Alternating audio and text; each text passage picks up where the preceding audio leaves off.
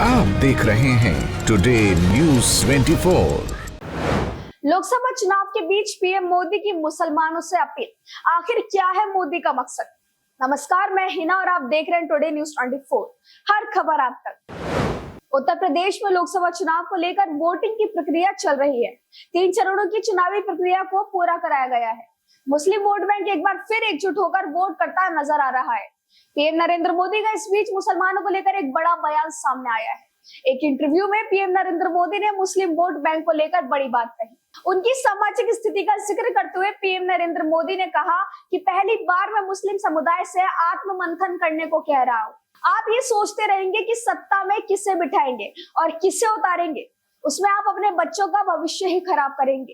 PM Modi के बयान को लेकर राजनीतिक विश्लेषकों का तर्क है कि भाजपा अभी भी मानकर चल रही है कि पार्टी को मुस्लिम वोट नहीं मिल रहे हैं। भाजपा सरकार में मुस्लिम वर्ग को सरकारी योजनाओं का लाभ लगातार मिल रहा है। इसके अलावा मोदी सरकार ने ट्रिपल तलाक के खिलाफ कानून बनाया। इसके बाद भी वो मुस्लिम वोट बैंक को साधने में कामयाब नहीं रहे। पीएम नरेंद्र मोदी ने मुस्लिम वोट बैंक पर किए गए सवाल पर अलग ही अंदाज में जवाब दिया। उन्होंने कहा कि मैं आज पहली बार कह रहा हूं, मैंने पहले कभी इन विषयों पर बातचीत नहीं की।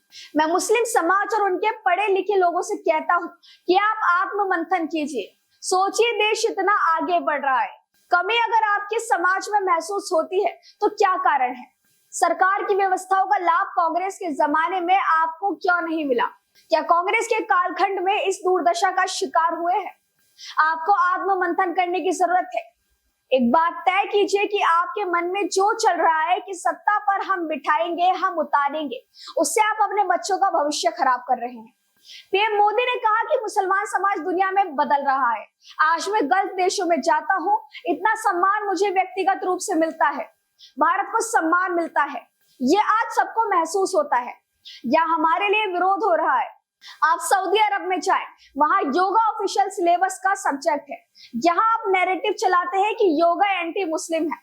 गल्फ के देशों के अमीर लोगों का सवाल होता है योगा कैसे करें? उनके परिवार के लोग इंडिया योगा सीखने आ रहे हैं। भारत में आपने योगा को हिंदू मुस्लिम बना दिया। पीएम मोदी ने मुस्लिम समाज से कहा कि आप वोट बैंक की राजनीति का हिस्सा बनकर ये सब कर रहे हैं। अपने बच्चों की जिंदगी का तो सोचिए, अपने भविष्य की तो सोचिए।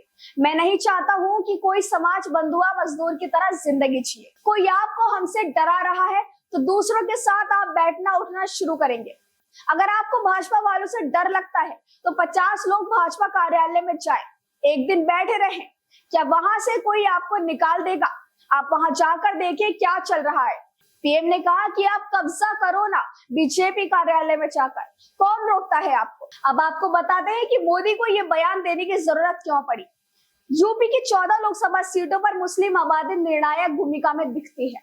ऐसे में पीएम नरेंद्र मोदी ने अपने बयान के जरिए इस वर्ग को साधने की कोशिश की है।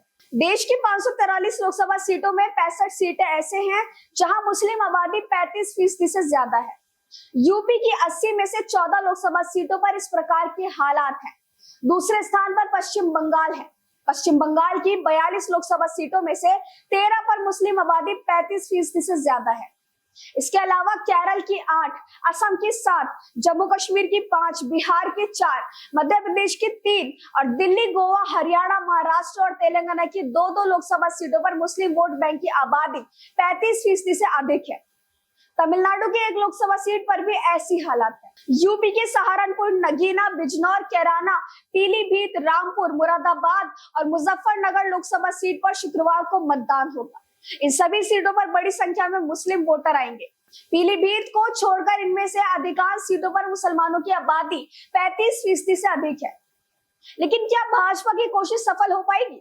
मुसलमानों के वोट को लेकर जिस प्रकार से 3 फेज की पोलिंग का ट्रेंड सामने आया है, उसने भाजपा के लिए कोई बेहतर संकेत नहीं दिए हैं। लोकसभा चुनाव के पहले बीजेपी ने अल्पसंख्यक मोर्चे के जरिए मुस्लिम वोट बैंक को भी साधने की कोशिश की है। मोदी सरकार के बिना किसी भेदभाव के सभी कल्याणकारी योजनाओं को हर वर्ग तक पहुंचाने की बात कही गई है। यूपी में अखिलेश यादव ने पीडीए यानी पिछड़ा दलित अल्पसंख्यक और मायावती ने दलित अल्पसंख्यक समीकरण के साथ इस वर्ग को साधने की कोशिश की है। वहीं मुस्लिम समाज के धार्मिक नेता लगातार भाजपा विरोध की राजनीति कर रहे हैं। तो आपको क्या लगता है, क्या मोदी की इस तरह की बातें काम आएंगी? क्या वो मुस्लिम वोट वसूल पाएंगे या नहीं, हमें कमेंट करके जरूर बताइएगा। और हमारे चैनल टुडे न्यूज 24 को सब्सक्राइब करो, लाइक करना बिल्कुल ना भूलें।